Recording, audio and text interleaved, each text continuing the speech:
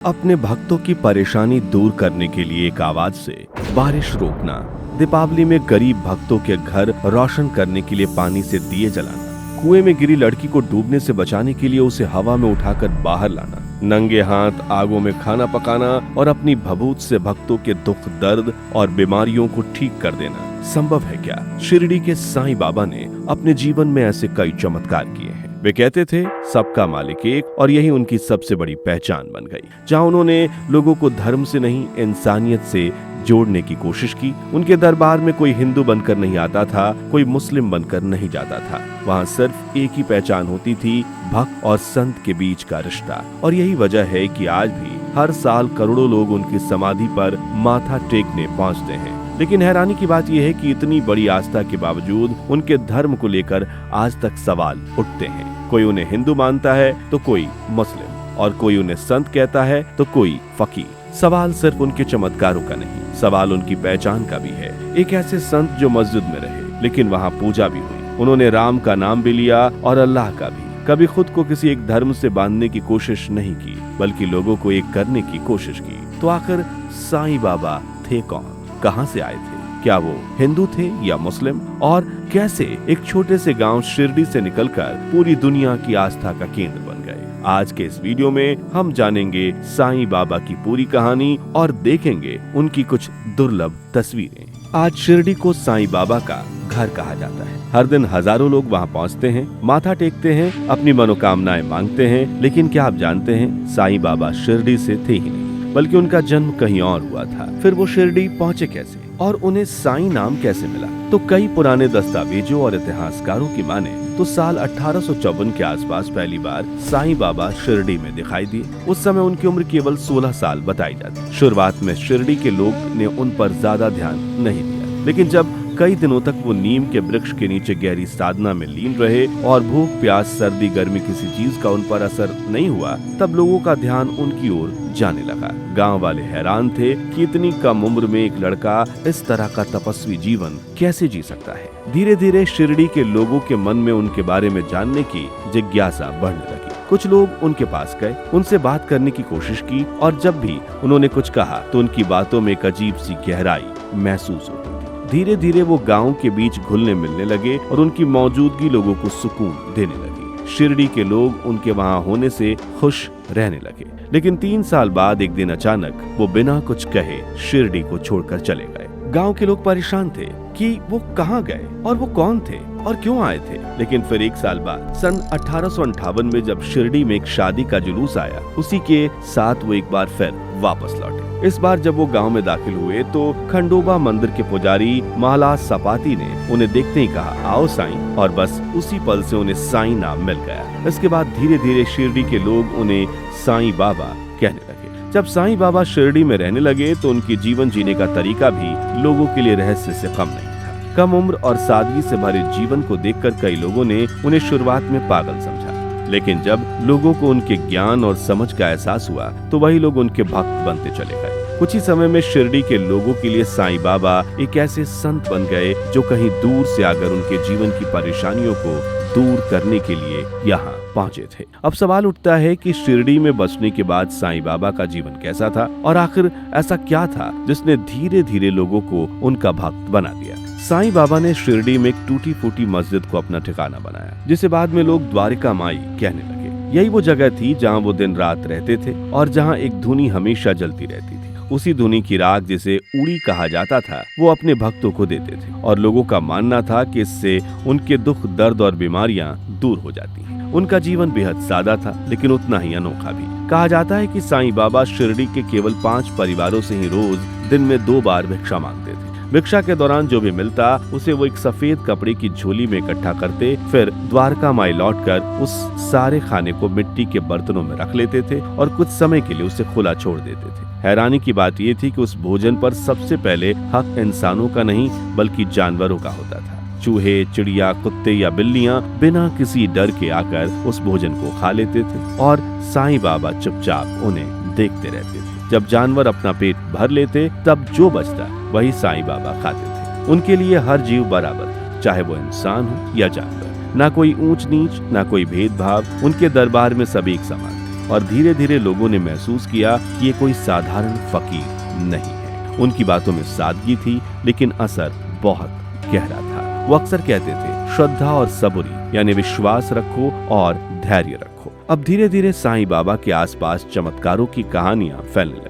कोई कहता उन्होंने बारिश रोक दी, किसी के घर पानी के दिए जला दिए, किसी की बीमारी सिर्फ उड़ी से ठीक हो गई, और ऐसे कई किस्से गांव-गांव तक पहुंचने लगे। लेकिन इन चमत्कारों से भी ज्यादा रहस्यमयी थी उनकी पहचान। उन्होंने कभी खुद ये नहीं बताया कि वो किस धर्म के थे। कभी उन्हें गीता के श्लोक सुनाते देखा गया, तो कभी कुरान की आयतें पढ़ते हुए। कभी वो राम का नाम लेते तो कभी अल्लाह मालिक कहते। उनके लिए मंदिर और मस्जिद में कोई फर्क नहीं, और शायद इसी वजह से वो बार बार एक ही बात दोहराते थे, सबका मालिक एक। लेकिन उनकी इसी धर्मनिरपेक्षता को लेकर आज भी कई सवाल खड़े होते हैं। कुछ समय पहले द्वारिका शारदा पीठ के शंकराचार्य स्वामी स्वरूपानंद सरस्वती ने एक विवादित बयान देते हुए कहा था कि साईं बाबा कोई अवतार नहीं थे, बल्कि एक मुस्लिम फकीर थे, और इस तरह उनकी पूजा करना सही नहीं है। इस बयान ने भक्तों के बीच काफी बहस छेड़ दी। कई लोगों की आस्था आहत हुई, तो कई लोग इस सवाल पर सोचने लगे कि आखिर साईं बाबा की असली पहचान क्या थी, उनका जन्म कहाँ हुआ था, और वो हिंदू थे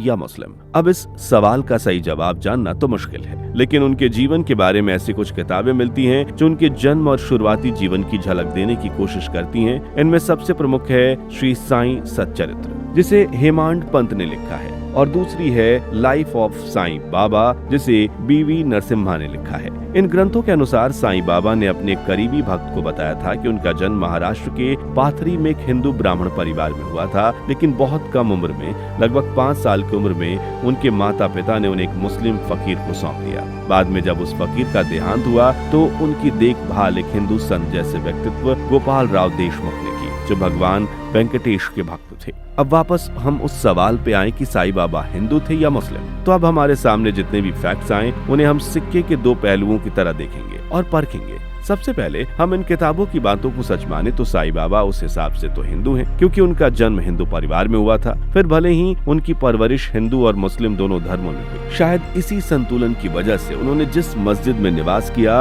उसे द्वारका माई नाम दिया गया, जो अपने आप में हिंदू और मुस्लिम परंपराओं का मेल था। लेकिन इस कहानी का एक दूसरा पहलू भी है। कई शोधकर्ताओं का मानना है कि साईं बाबा के जीवन से जुड़ी ज्यादातर बातें उनके भक्तों द्वारा लिखी गई हैं, जिनमें आस्था ज्यादा और प्रमाण कम है। कुछ लोगों के अनुसार साईं बाबा का रहन सहन एक सूफी फकीर जैसा था। वे मस्जिद में रहते थे, सिर पर कपड़ा बांधते थे और कई बार इस्लामी परंपराओं का पालन करते दिखाई देते थे। ऐसे में ये भी कहा जाता है कि उन्हें एक मुस्लिम संत के रूप में देखा जा सकता है। मगर दोस्तों, अगर हम थोड़ी गहराई से सोचें तो साईं बाबा का धर्म क्या था, ये सवाल ही शायद सही नहीं है, क्योंकि साईं बाबा ने खुद कभी अपनी पहचान किसी एक धर्म से नहीं जोड़ी। वो बार बार सिर्फ एक ही बात कहते थे, सबका मालिक एक है। उनके लिए मंदिर और मस्जिद में कोई फर्क नहीं था। पूजा और नमाज दोनों एक ही सत्य की तरफ ले जाते थे। यही वजह है कि साईं बाबा को किसी एक धर्म की सीमाओं में बांधना शायद उनके विचारों के खिलाफ है। वो किसी एक मजहब के संत नहीं थे, बल्कि इंसानियत की मिसाल थे। उनके पहनावे में सादगी थी, उनके शब्दों में समानता और उनके व्यवहार में वो भाव था जो हर इंसान को जोड़ता। उन्होंने अपने जीवन से ये दिखाया कि असली धर्म इंसान को इंसान से जोड़ना है, ना कि उसे अलग करना। और शायद इसी कारण साईं बाबा भारत की उस खूबसूरत सोच का प्रतीक बन गए, जिसे हम विविधता में एकता कहते हैं, जहाँ अलग अलग रास्ते होते हुए भी मंजिल एक ही होती है। दोस्तों, जैसा कि हमने पहले भी कहा, साईं बाबा कौन थे और कहां से आए थे, ये रहस्य आज तक पूरी तरह सुलझा नहीं है। लेकिन एक चीज है जो हमें उनके जीवन की सबसे असली झलक दिखाती है, और वो है उनकी दुर्लभ तस्वीरें। 100 साल से भी ज्यादा पुरानी ये तस्वीरें हमें सीधे उस दौर में ले जाती है जब लोगों ने साईं बाबा के दर्शन करीब से किए थे। सबसे पहले इस तस्वीर को देखिए। जी हाँ, ये वही तस्वीर है जो आज हजारों मंदिरों में, लाखों घरों में और करोड़ों दिलों में अपनी जगह बना चुकी है। साईं बाबा की इस तस्वीर की फोटो फ्रेम आज उनके भक्तों के घरों में लगी होती है, और इस तस्वीर के पीछे की कहानी काफी दिलचस्प है। साल था 1918। मशहूर फोटोग्राफर एस देवरे उन दिनों बम्बई और आसपास के इलाकों में घूम कर पुराने भारत को अपनी तस्वीरों में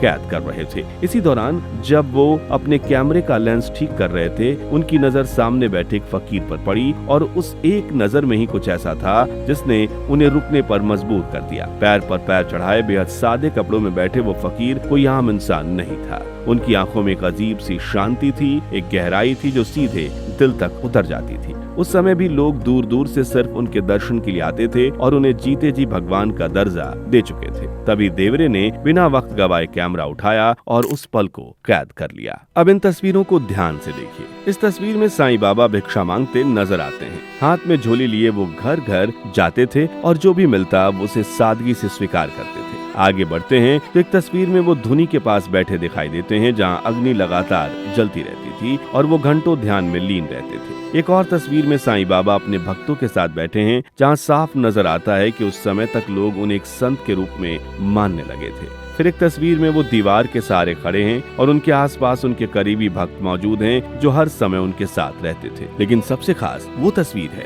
जहाँ एक मुस्लिम लड़का उनके पास सिर रखकर लेटा हुआ है। ये सिर्फ एक तस्वीर नहीं बल्कि एक संदेश है कि साईं बाबा के लिए धर्म का कोई भेद नहीं था, उनके लिए हर इंसान बराबर था। आगे एक तस्वीर द्वारिका माई के सामने की है जिसके पीछे एक दिलचस्प कहानी जुड़ी है। कहा जाता है कि जब एक भक्त तस्वीर लेने से हिचकिचा रहा था तब खुद साईं बाबा ने उसे इजाजत दी, लेकिन साथ ही ये भी कहा कि इसे कभी व्यापार के लिए इस्तेमाल मत करना। और आखिर में उनके अंतिम दिनों की तस्वीर जहां वो द्वारिका माई की सीढ़ियों पर अपने सबसे करीबी भक्तों के साथ बैठे हैं जैसे कि युग अपनी आखिरी सांसें ले रहा हो। लेकिन हर कहानी का एक अंत होता है और साईं बाबा की कहानी का आखिरी अध्याय भी उतना ही रहस्यमयी और भावुक है। कहा जाता है कि साईं बाबा के पास एक पुरानी ईंट थी, लेकिन वो कोई साधारण ईंट नहीं थी। मान्यताओं के अनुसार ये ईंट उन्हें उनके गुरु बाबा बैंकुशा ने दी थी और यही वजह थी कि बाबा उसे अपने सिरहाने रखकर सोते थे। वे जहाँ भी बैठते उस ईंट को अपने पास रखते, जैसे वो उनके लिए सिर्फ एक वस्तु नहीं बल्कि उनके गुरु का आशीर्वाद, उनकी साधना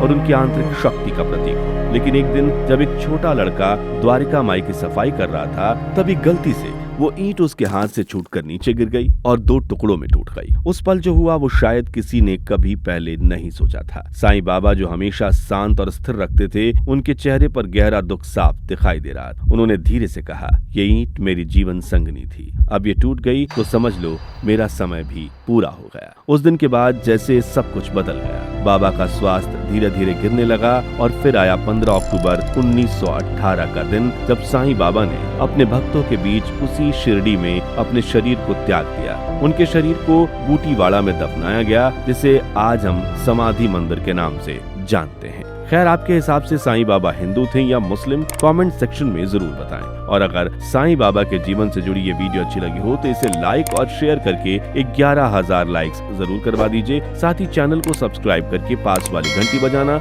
मत भूलिएगा। जय हिंद, वंदे मातरम।